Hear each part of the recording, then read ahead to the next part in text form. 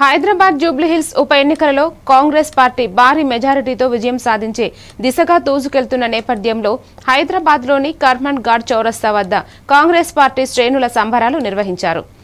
GHMC floor leader Darpalli Rajasekhar Reddy ఆధ్వర్యంలో కాంగ్రెస్ శ్రేణులు పటాకులు పేలుస్తూ మిఠాయిలు పంచుకుంటూ సంబరాలు జరిపారు.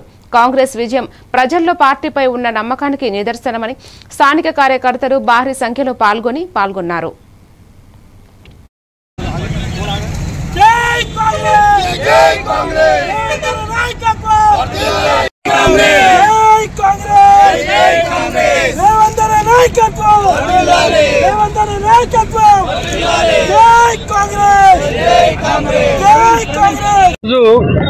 నామినేషన్ జరిగిన రోజు కొంతమంది నాయకులు మాట్లాడారు, రౌడీ షీటర్లని అదని ఇదని బీసీలను ఉద్దేశించి.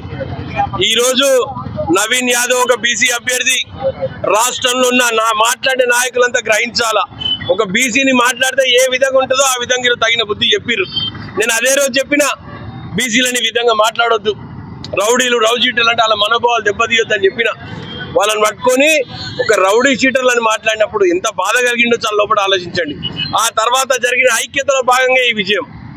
బీసీలలో ఇక్కడ టీఆర్ఎస్ నాయకులు మాట్లాడిన దానికే ఈరోజు ఈ విజయం లభించింది. దానికి తోడుగా అదే రోజు సినిమా ఆర్టిస్టులను కొంతమందిని వాళ్ళని కూడా చెవుపోగులు పెట్టుకుంటే వాళ్ళని కూడా రౌడీలు రౌడీ షీటర్లు అన్నారు. ఈరోజు అర్థమైందా?